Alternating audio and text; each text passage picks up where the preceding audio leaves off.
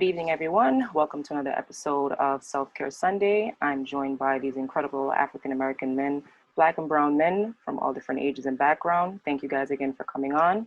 We are still talking about Black men in America, the Black experience. I know the last time that we had a discussion, we were very vague in our responses, very vague in our questions, and generally just covering most topics. This time around, we're going to get more specific and more on an individual plan of change. So I'm going to start off by asking Lee. Lee, if you don't mind joining the conversation, my first question goes to you. So our first question is going to be where you feel change needs to begin, like right now, is on an individual basis, where you feel change needs to begin. So on an individual basis, this kind of touches on a conversation I've had a few times the past couple of days. And to kind of reiterate on the conversation we had the first time around, I think it starts with education, you know, and I think that in itself sounds vague, but I think it's really about educating people on what tools are available to them. You know, I had a conversation with a friend the other day, guy who retired out the military medically with me, and there's some other guys who retired with us that he counsels, and he was saying, this young man is about 29, 30. And he's already purchasing his third property. He's looking at investing in his own business. He wants to start a clothing company. And he's been doing pretty good for himself. And he's been trying to mentor some other people that we came up with. In a conversation he had with one of them, you know, after he had went through and explained to them what resources were available to them and the means of how they could take the steps that he took to get the, you know, their rebuttal was, well, we didn't learn this in school, you know. Even though he had just explained to him the steps that were required to get there, it was still that stopgap from the fact that he felt that he didn't retain this information in school, so he didn't feel like he could achieve it now, even in his adulthood, even with the resources in front of him. So I think when we say we want to educate our youth and also adults, really what we're talking about is empowering and encouraging and boosting the self-esteem, and there's a word I'm looking for that's slipping my mind, but essentially encouraging people that they can learn. I think that's the biggest step for our community is showing each other that we are capable of learning even really complex concepts, you know. Even in the field I'm in data science and artificial intelligence, I could tell you in all the rooms I've been in the 5 years since I've transitioned to this field, I've been in a room with Black people all of about one time. And I've been in a lot of different rooms in a lot of different contexts with the Board of Education, with county government, with state government, with executive leaders from different businesses around town.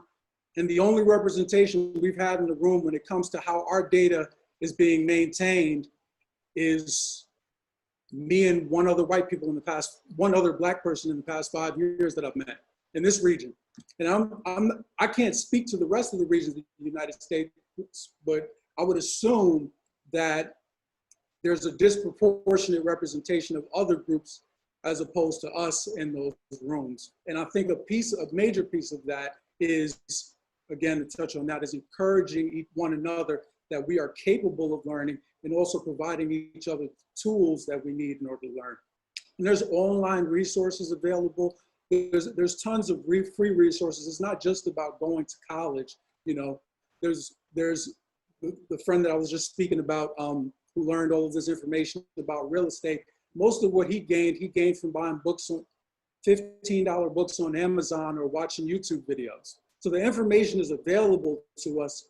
I think it's more so about encouragement than anything else. Thank you, Lee, for that. Durrell, you can answer next. Just to piggyback off of Lee, he's absolutely right. Like when you think about, you know, how we embed ourselves, you know, those, you know, we can handle these tough concepts. We can handle all the things that everybody else can, if not better. When I think of what he said right there, I also think about life priorities. I work for a bank, and you'll be amazed. You know, all the campuses I've visited in terms of what we call student rush over the summer, a lot of kids don't even know how to write a check.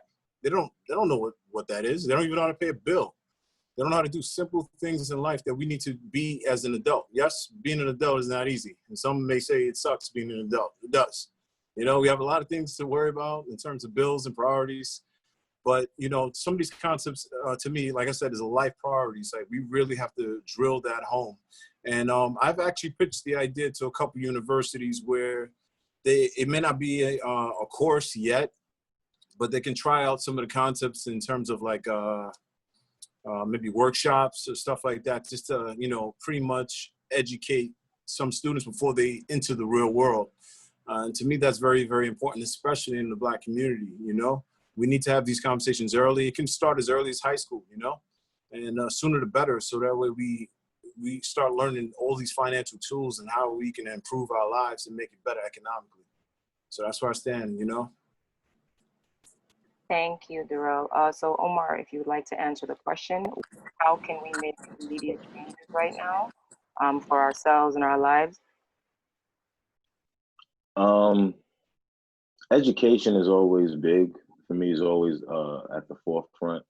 But during these times, I think education with the intent of teaching our young folk history, but not, you know, I mean, not to sound cliche, but not the contemporary history that they're accustomed to, but more so the history that's happening now, and explain to them with context as to why it's happening. I'm realizing most of the kids now, they don't really understand the why. All they see is what's being interpreted on these sound bites and these clips on social media. So I think we have to, I think with education, but with the intent to enlighten our young folks, because they are leading this whole movement. I was just having a conversation the other day with someone, and I was just mentioning how inspired I am of the youth. So if we were to start anywhere, it would be there. Thank you. Langley, if you're available, that question goes to you next. Where you feel change needs to begin. So brothers are correct in saying that education is the root and is the key. But I'm in favor of riding the momentum of what really kickstarted this whole movement, which is police brutality and police reform. You have to be topical when it comes to us, because, you know, our message gets co-opted by so many people. Again, I'm follow sports, so in sports now, Jewish folks in baseball, you know, they're trying to jump on the sympathy wave. And, you know, you could never have an argument against the Holocaust. Kind of a ridiculous thing to do. However, we need to stay focused on, we're riding the momentum. We're allowing everybody on the bandwagon to get some reform. But the key cause right now is police brutality and police reform. And we're already seeing movement in that direction. So we want to continue that effort across the board, because America is so fractured in its way that it polices, different rules, different cities, different states, different cultures across the board. So if we can get uniformed and get to November 4th, hopefully, you know, that momentum can really make some effective change. Number two is mentoring. I feel that us as African American men of age should just adapt and grab a hold of our time, meaning there are young people out there, and I'm hearing that they need this knowledge, and they're not gonna always get it in the setting that is set up for them, like college or school. They might get it from the brother in the neighborhood, or the uncle that comes over for dinner, or the random guy that they meet on the subway. But if we have an organized, formatted grouping where we can bring young people together and just kick it to them about anything that we think is appropriate for them to learn, I think that's a wave that's going to be presented to us. The businesses now, they're pouring money to the cause. So if we get more mentoring programs in our neighborhoods, I think there'll be funds available for us to put together some solid stuff. And I like this group right here, so that's maybe something I could put on the table for us to maybe formulate a nonprofit. And I know plenty of young men we can expand out and make it a thing. So that's just food for thought. Thank you. Awesome idea. I love that idea. Michael? It's great to ride the momentum right now, as Howard said, but we have to also have another plan, because at some point this momentum will shift and there has to be a foundation. In other words, young people need to understand that we as a people, Black people, have an incredibly rich history. And our history, the oppression we have been through, in fact, we have actually blossomed under some of these oppression. And we've come out and we created things for ourselves and we found a way. Can you imagine what the Montgomery bus boycott would have been today with social media in our hands? It would have made it so much more powerful. Now, here's something that blew me away. Most people, when you talk about Martin Luther King, the first thing come to mind is, I have a dream. All that is nice. They play that to death on television. How many people know that Martin Luther King had another program called Operation Breadbasket? How many people even know that? That they had a system where they would go to businesses and says, listen, you need to advertise in Black newspaper. That was going on. I was shocked when I heard about it. I never knew about it. They went into supermarket and they say, hey, here's a deal. We want this, this, and that, and they gladly did it. The city of Chicago started to put money into Black-owned bank because of Operation Breadbasket. How many of our young people in high school even know this existed? Well, here's my idea. How about we start a community program? Because the trouble is, I think, a lot of our people think things are okay, and maybe with a little bit of tweaking, it just goes on. And then there are guys like you gentlemen here are saying, hey, we are stepping and we're making our tools as we go along. Some of our folks don't believe that. They think it's not so bad. So how do you get them to absorb this information? How? Because most of them their attention span is so short. How do you get this information to them? 5 minutes and they tune you out. Without education, how can we get everybody on the same plan? So when we demonstrate and when the demonstration quiet down, then what? We looking around waiting for somebody else to start something else?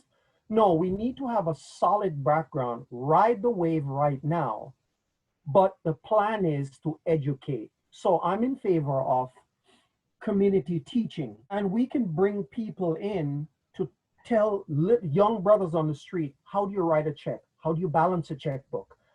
Simple things like, how does money work? Here's something they never teach us in school. Most of our people have no clue how money work in terms of like fractional reserve, that a bank can simply look at what their balance is and add a couple of zeros and then lend you the money and collect the interest. Our people need to understand how money works.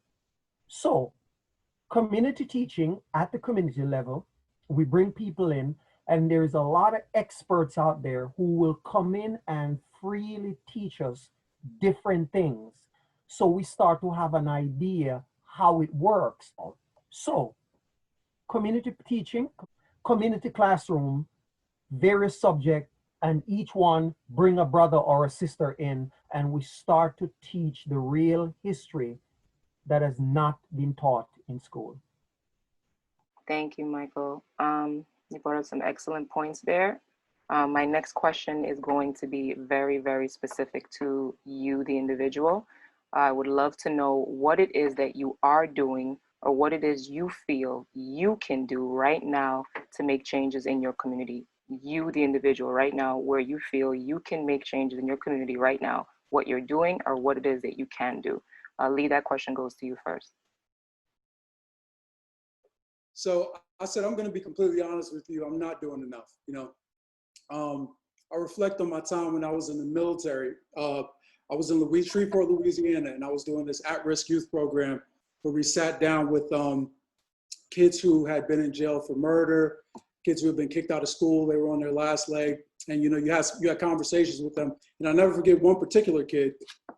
He would come in and he would sit in the back, and they told me that he had just got back from, I don't know if it was manslaughter or something, but you could tell this kid was having a hard time, and he just didn't want to be there. His mom dropped him off because she said it was either he stayed there or she kicked him out the house. And so nobody talked to this kid. He just sat in the back of the room every day. And at one point, I went to the back of the room and I just sat with him through the whole session. I didn't say a word to him. And at some point, he cracked a joke, and then I cracked the joke back to him, and we kind of connected in that way. And as time went on, I challenged him in a few of the sessions where I was inviting the group to, explain things that they would look forward to doing if they could do anything in the world. And I had built up this rapport with him to the point where he didn't feel threatened when I posed the question to him. So asking him that question, it shocked the room. He was like, I want to be an engineer. I want to be an astronaut.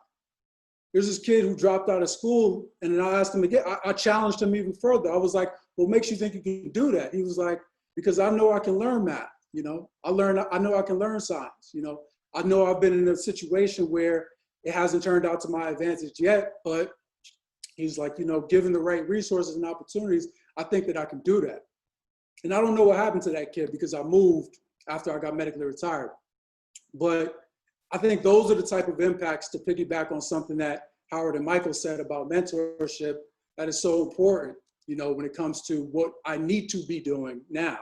I feel like I do that with family members, with friends, but I don't think I do that enough, and specifically in the community I live in, or live around rather. So I think that's something I need to dedicate myself to going forward, is definitely youth mentorship. And I didn't mean to, that was kind of the conclusion of my point, but it brought me to some notes that I had took down about the previous conversation that leads into this, about, I don't think mentorship just extends to children. It reminds me of a woman that mentored me when I came to this job, this white woman. And, I would probe her and ask her, because I'm always curious about how people get in this field. Like, is it something that white people just cultivated from a young age to get into data science? Is that the case, or are they just more prone to come into this field? And the way she answered the question was, she was homeless. This older white woman, she was homeless at one point. She had 3 kids.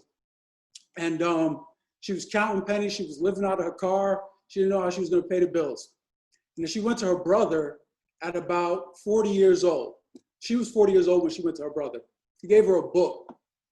And he sat down with her and he walked her meticulously through how you go about programming a database, how you get data, what data means, what this book is showing you, how you do it. You're going to make mistakes, encouraging her every step of the way and walking her essentially into a 6-figure job.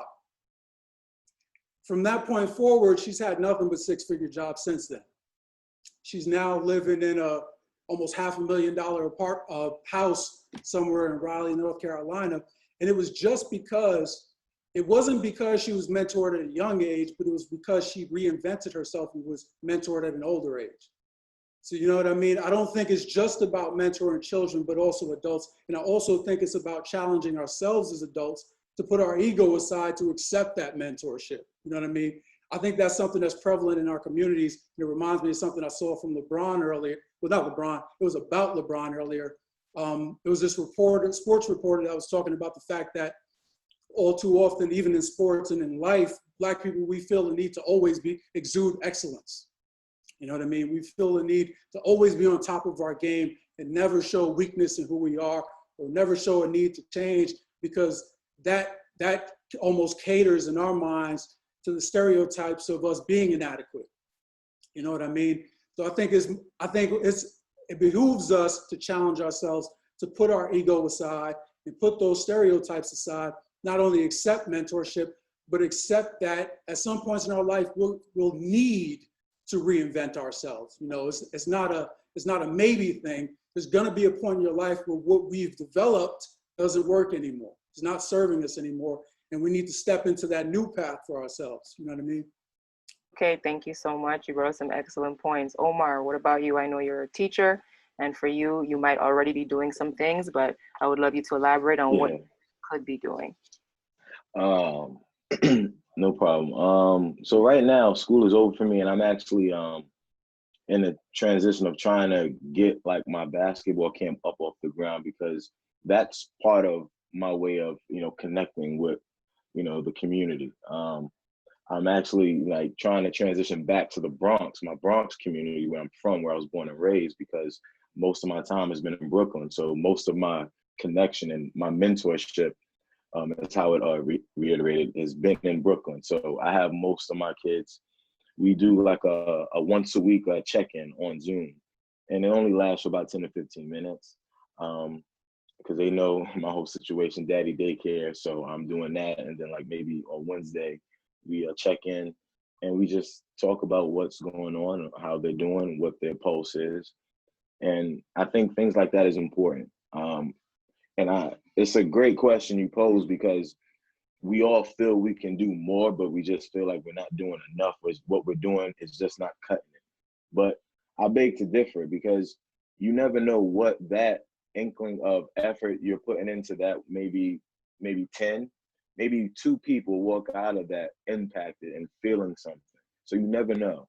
I just feel like whatever it is that you're doing, maybe a post, you're like that motivational speaker type person, continue to do that, because I feel that we tend to mute each other and bring each other down by saying like, oh, you should be doing this. Well, right now we're all figuring things out, right? So there's no right or wrong way.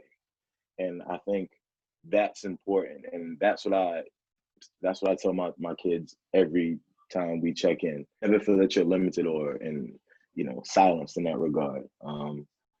Outside of that, just basketball. I have most of my kids transitioning from junior high school to high school, and most of them don't know if they're going to have a season to come into. So I'm still their coach in that regard. So, I mean, in any way, shape, or form, I'm there. I'm just another voice, because I think our Black men, specifically our young Black men, they need to hear other Black men know that they care and see that we care. I think when I was coming up, I mean, outside of my dad and my uncle, I mean, I didn't really have that on the outside from my coaches or whatever the case is, but it was always great that I had that grounded at home. But outside of that, I'm just the extra voice. Mentoring, still teaching every day, because I have most of my kids there in like special programs, so they come to me and they ask me to proofread a paper while I'm trying to change a diaper. So work don't stop as a teacher. Langley, what about you? How is it that you feel you're making any changes, or what it is you feel you can do? So, retired teacher. Actually, I just had my 1-year anniversary last week. So I've decided retirement is for old people, and this is not gray, it's platinum. So therefore, I'm back in the game. I've decided that with the change in our society that's occurring, and with my voice, I'm very necessary. So I'm planning on either being a part of an organization or starting my own, which will include some mentoring. My goal in retirement was to become a certified life coach. And the certification is just to say, I have a paper on the wall that says I'm certified, but it's kind of something I've been doing my entire time. And in the middle of COVID, I've tried to make myself accessible. Really being open to anyone, adults mainly, that are having issues. It could be about anything. And that's been working quite well for me. I've also made it a mission to put my family together in terms of trying to put family reunion together. I did one about 10 years ago, and it's time for another one with the next generation. So mentoring, life coaching, and pulling family together is what I'm doing. And, the steps might not seem large in the moment. They're small baby steps, but they're still steps nonetheless, and they're going to build on themselves, because eventually this is going to pass. This moment is going to go, and I want to be, on your mark, set, go for the next round that life has to offer. I think just being available to be a listening ear for people sometimes is just enough. You know, somebody just want to shoot an issue off you, and you're not really giving them a suggestion on how to fix it, but they just want to be heard. I think is a valuable place to be, you know, especially if we're men of age or in a certain position where we can. And I'm finding that young male 20s, early 30s are still looking for that guidance on all fronts, financial, social, relationship-wise. I get a lot of those questions. And again, I don't give answers. I just give guidance. And usually the guidance really comes from within and for them to figure out the answer for themselves. So just being topical with everyone and being open to having an ear, a listening ear, and, you know, helping just move forward in small increments is how I roll. And that's my on-hands way of getting things done. Thank you, Langley. That question now goes to you, Durrell. Where do you feel you can make change in your community and as an individual right now? For me, 2 years ago, I already committed to making change to the community. I joined the community board. Of course, you know, it's not a paid position. This is something that I'm volunteering to do. And I'm on a community board. I've been 2 years in to specifically, you know, help the community and getting involved in some of the issues that's important to the community. And I've been on the economic committee where I actually help businesses, you know, pretty much get in the door and stuff like that in terms of bids and good stuff like of that nature. And I've been looking out in that sense, especially for our community, to get more involved in, you know, starting businesses. And another thing that I've been thinking about, like all these gentlemen mentioned here today, is mentorship. Like I mentioned it earlier that, you know, life priorities was a big thing for me when I realized students had no clue about finances and stuff like that and how to write, you know, checks or pay bills. So I'm already working on trying to put a program together where I can actually do some type of mentorship in terms of life priorities for some universities. You know, I've been talking to BMCC, you know, quite a handful of universities, see if I can get this to work. They all mentioned it will be from like, you know, like a workshop standpoint until it gets to a bigger point where it actually should become a curriculum where somebody needs this to graduate, you know? That's the second thing. The third thing is civics. I'm not saying I'm going to run for governor tomorrow. I'm not saying I'm going to be a politician tomorrow, but at some point I will throw my hat in the ring because I noticed that there's not a lot of young Black leaders there in this area where I live in the Bronx. And there's so much opportunity to actually do so much good for our community. And when we're looking up and then all you have is, you know, people that don't look like you or I that are leading and not, you know, necessarily, you know, doing the right things for your causes and stuff that you want to get done for your community. I think it's important to be brave enough to actually throw my hat in the ring at some point and, you know, examine that opportunity. So like I said, it'll be, you know, I'm on a community board. I'm thinking about the mentorship program and then, you know, civics, just eventually throwing my hat in the ring to, you know, encourage some change for the community. Awesome. Thank you so much. Those amazing ideas. Michael, that goes for you next. What about you? Individual change and community change. Yeah, I'm loving this question and I'm loving what I'm hearing from these guys. Durrell and Omar, I probably need to hook up with you guys because I have some ideas. How many of you guys have ever been driving along, sitting, and a brilliant idea just comes to you like that? I think it has happened to most of you. Well, that happens to me, but here's the problem. Most of the time, I tend to be a little lackadaisic. And I'll like, oh yeah, I'll write it down when I remember where I get to. And I find half the time I can't remember what the idea was. So I read something once, I was reading a book and it says, when insight comes to you, it's a messenger. And if you give the messenger a royal treatment, meaning you actually write it down, the messenger will come back. If you don't, the messenger will start coming far and few in between. So here's what I did. I went out one day and I picked this up. It's an idea file, a course on nutrition. Our people have no idea what nutrition is. Simple things that can be done every day to hold on to this valuable asset that we've been given, called your health. Number two, a father and daughter program. This is designed for young Black men. We want to take them from newborn to walking her down the aisle and explain to these fathers that you've been given a royal assignment to raise a young girl who can make a big difference in the community. This need to be spelled out for young Black men. I already wrote the program, got it here.